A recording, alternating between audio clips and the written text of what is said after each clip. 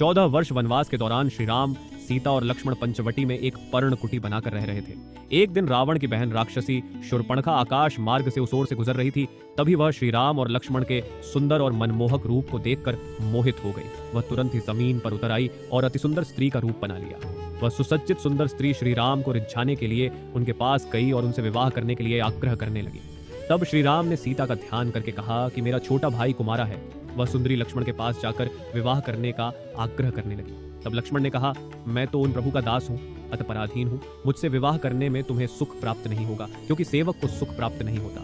वह सुंदरी पुण्य श्री राम के पास आई और राम ने उसे पुण्य लक्ष्मण के पास भेज दिया। अब लक्ष्मण ने फिर उस सुंदरी को समझाकर राम के पास भेजा तो वह क्रुद्ध होकर अपने भीषण रूप में प्रकट हो गई। उसे इस रूप में देखकर श्री राम का इशारा पाते ही लक्ष्मण ने तुरंत ही शूर्पणखा को बिना नाक और कान के कर दिया। अब शूर्पणखा ऐसी लग रही थी मानो काले पर्वत से गेरू की धारा बह रही हो।